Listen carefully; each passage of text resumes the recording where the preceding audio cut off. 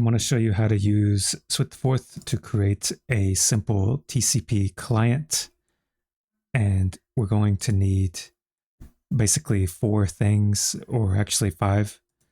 First thing we need is the WSA startup function. I'm going to show you how to write that.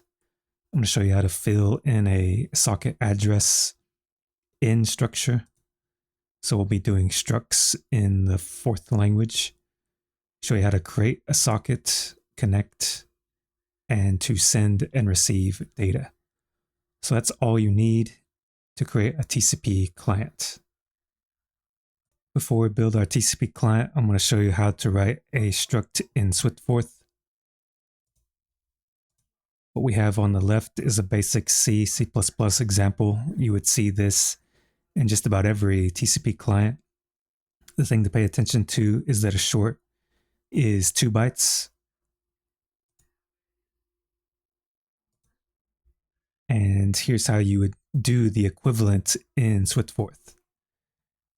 And the thing to pay attention to is that a H variable is also 2 bytes. If you were to use variable, you would be using 4 bytes and you would have kind of weird errors show up. So it's important to know the difference between an H variable and variable. And the next interesting thing about SwiftForth is we use classes to build structs.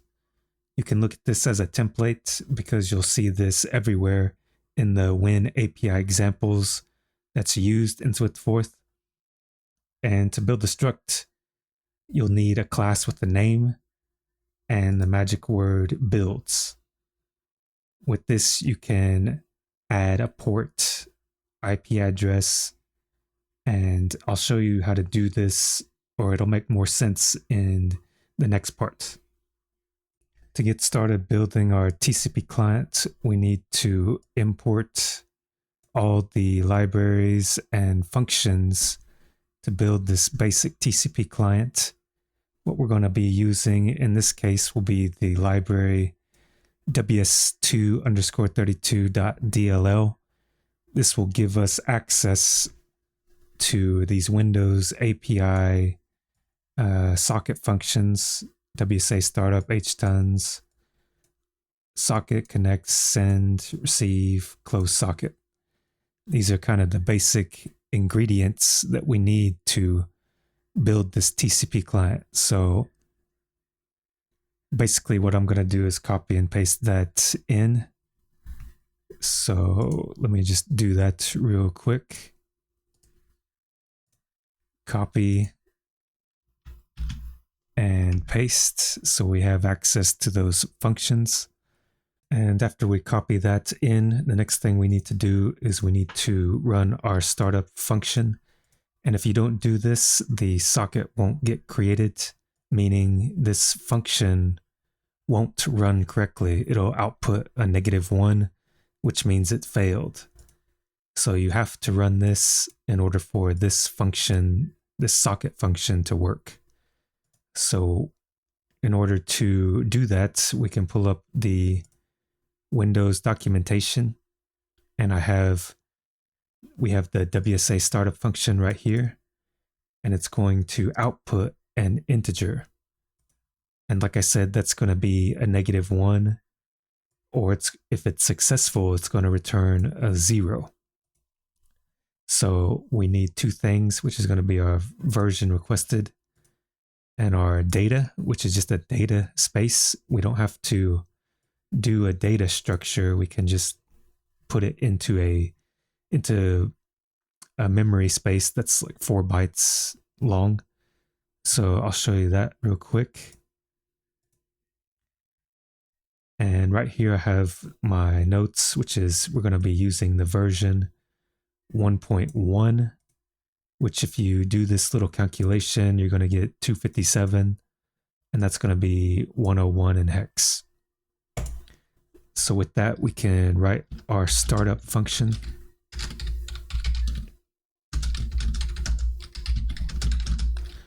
So like I said, it's going to output a flag. So we need the version. We need a data space, which is going to be pad. It's a built-in memory space that comes with SwiftForth. It's just a scratch pad of memory. And let's see, we need our function. And that should be all we need. So I'm going to copy that in, paste, and if it works, we should get a 0 on the data stack. So we got a 0, which means it was successful, and we can move on to the next part. Now we're at step 2, which is creating the struct. I covered this in the previous part of the video, so I'm just going to copy and paste it in.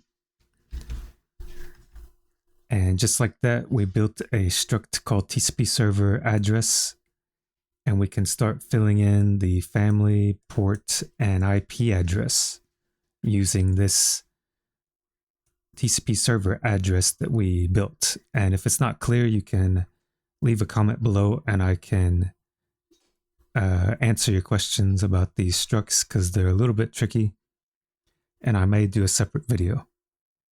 So after this, what we can do is we can move on to step 3, which is going to be adding the IP address, the port, and the family name to the struct. So we'll cover that in the next step.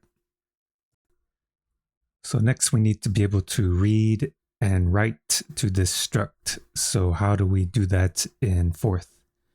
What we can do is we can take this and we can take the family.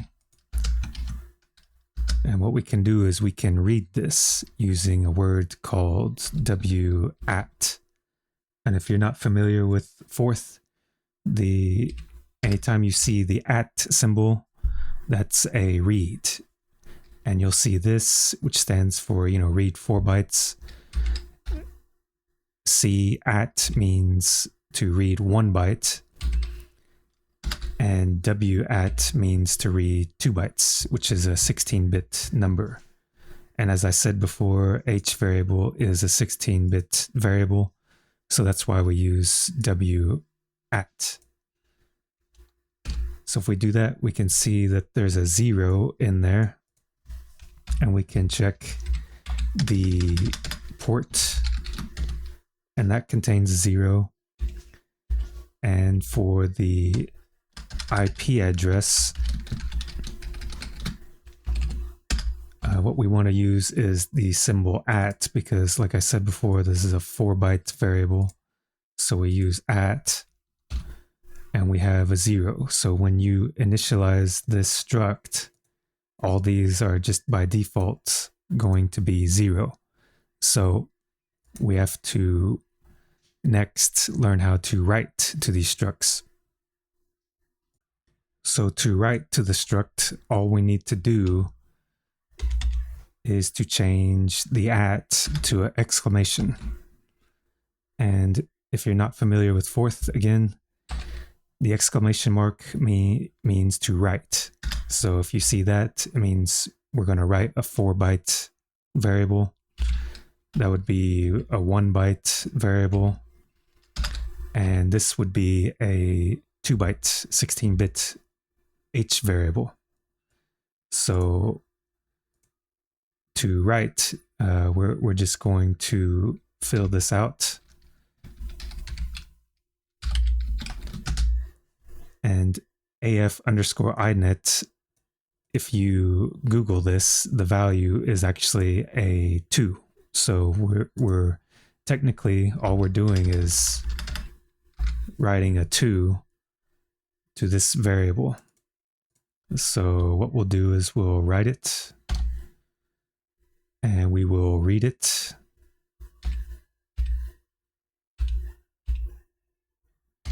And we can see that we've written a 2 to this family. So we've set that to AF_INET, which means that we're going to utilize IPv4 addresses. So that means we're going to use, 192.0.0.1. We're going to use that format of IP addresses. And next, we're going to set the port. And to set the port, we're going to use a thing called htons. So we can actually play around with this function htons. And we can see that if you read up here, it's going to change a host short into a net short integer. So in the next part, I'm going to explain how this works. So to show how htons works, we're going to use pad, which is a built-in scratch pad of memory that comes built in with SwiftForth.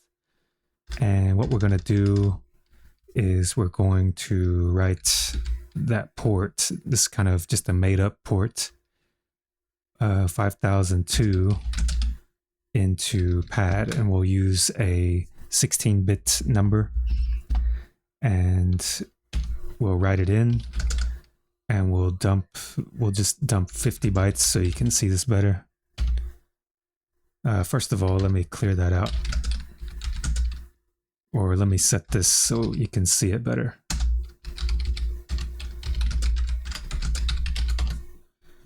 So what I did is I filled this scratch pad of memory with 50 bytes of just Fs. And what we can do is we can write 5002 in there.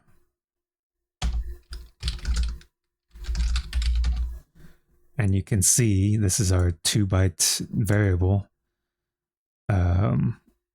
So keep track of this, and what we'll do is we'll use htons here, and we'll take this number and we'll write it in. So we're going to overwrite this, and we'll see what happens.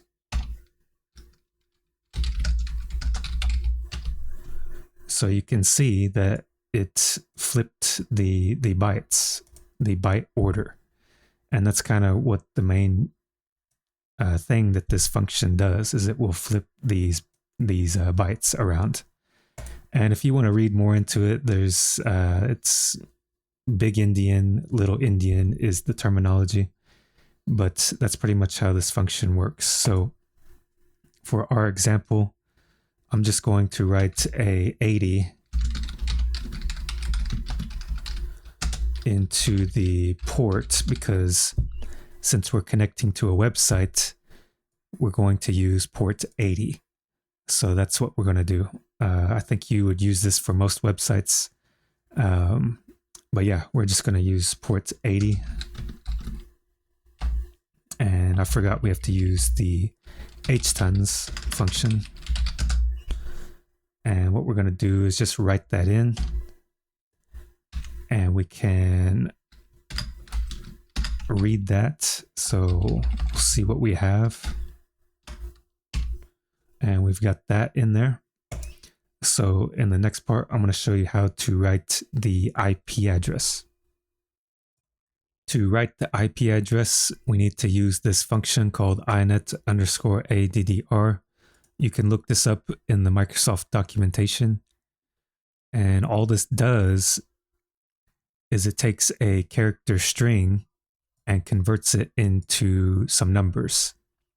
So for example, we could type in 172.0.0.1, and this inet function will convert it into an unsigned long integer, which will represent our IP address. So this function will do all the work for us.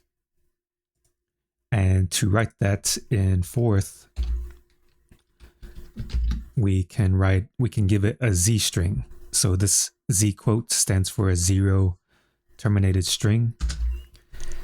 And let me pull up my notes here, because we're going to connect to this IP address, which is example.com 34. This IP address represents example.com, which is the website we're going to use in this example. You can look it up. You can ping this website to get this IP. That's how I got it. But we're going to send a GET request to this IP address, and I'm gonna show you how this TCP client works. So that's the IP address. And to use it, we use that function I talked about earlier. And what we're going to do is write that IP address in. So we need to use this one.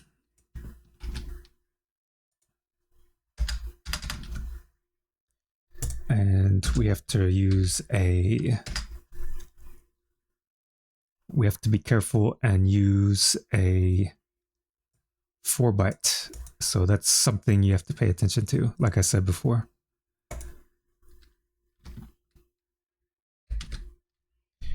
And that should be the correct thing. So we type that in. And that's pretty much how you complete the struct. So what I'm going to do is we're going to fill out step 3 so you can see everything we've done.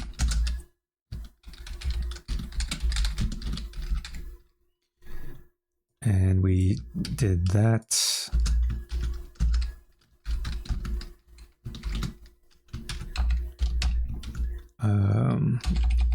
That was the port. We used the function htons. So in this case, we did port 80. And the last part, we wrote in an IP address for example.com. So let me put that in there. And that's pretty much step 3. And if you got this far, this was the hardest part, was building the struct and writing to the struct. So these 2 steps, step 2, step 3, were the hardest parts. And step 4, step 5, step 6 are pretty easy, and they'll go by a lot faster. Before I go any further, what I've done is I've opened a new SwiftForth window, and what we're going to do is we're going to copy and paste everything we've done so far. But we need to add our startup function, so we just type that in so that it will run when we copy and paste everything. And it was getting a bit cluttered, so that's why I'm going to copy this into a new window. And after that, we can move on to the next step. But before that, I didn't cover this because it turns out that you can zero this out. And I found this in a website. So this is the website I found it at, and you can zero this out if you want to. So this was the most straightforward example that I found. And you can basically just leave it as is. So if you want to read more, you can check that out. I'll leave the link below, but we'll move on to the next step, which is step 4, which is creating the socket. So to create the socket, what we need is to pull up the documentation. And right here, we need 3 things: the family, which is IPv4, the type, which is sock stream protocol TCP. So we're going to put in AF_INET sock stream and the TCP protocol. So we'll be using these 3 things. So let me type that in, or let me put it in our document.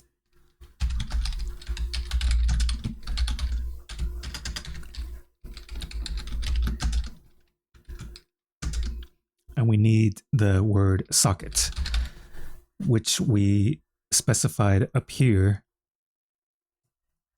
And that's the function that we'll be using, and it's going to return a file descriptor that's going to represent our socket.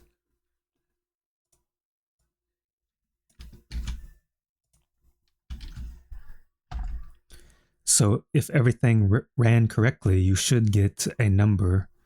If you get a -1, I believe that means it failed, which means you probably didn't fill out one of these H variables correctly, or you didn't run the startup function.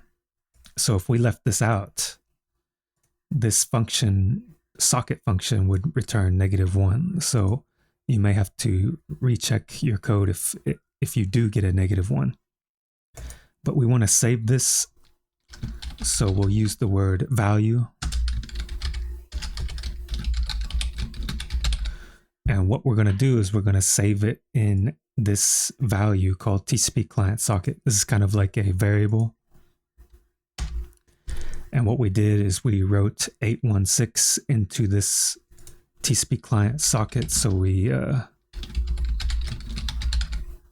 So anytime we type that in, we've got our 816 file descriptor, and we can move on to the next step, which is step 5.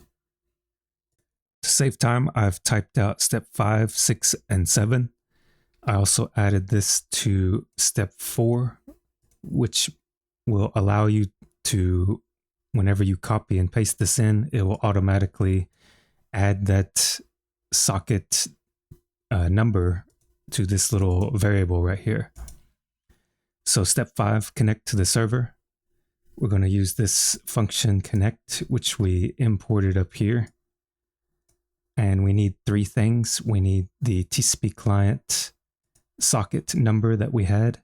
We need the struct and the length of that struct. So down here, we've got the TCP client, we've got the struct, and this right here is how you get the length of this struct right here. You use this and size of, and that'll give you the length of that struct. And this is, if you look through the SwiftForth files, you'll see this in a lot of places. So this is kind of just the basic way to get the length of a struct. Then you'll use connect. And I'm not going to paste this in, because if I paste it in, there's a timeout. So I believe, after a couple of seconds or a minute or two, it will time out, and this receive function will return a -1, which means it will fail. So I kind of have to do step 5, 6, and 7 really quick. So step 6, send a basic GET request to example.com. This right here means create a string called client reply. Make that string a 0 terminated string and put this in there. So all a GET request is just a string. And that's pretty much how you create a string. And you can call this anything, but I called it client reply.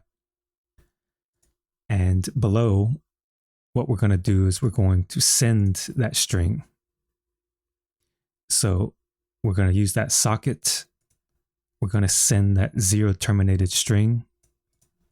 We're going to get the length of the string.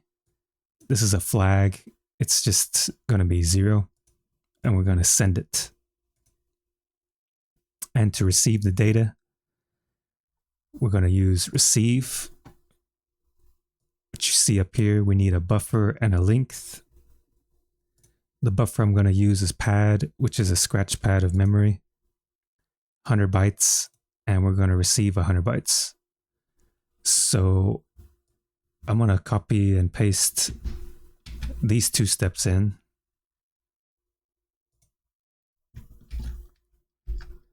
And we sent 47 bytes, so we got 47. I'm going to erase the pad memory. I'm going to dump it. And we're going to receive that data. And we got 100 bytes, so I can just dump that, and you can see that we have that our buffer got filled with some data. I can receive another 100 bytes by just calling that again. And we can see that our buffer got overwritten with even more data. And so that's pretty much how you do a TCP client. And what I'm going to do next is I'll show you the full working example. So what we'll do is we'll just copy and paste all the steps in.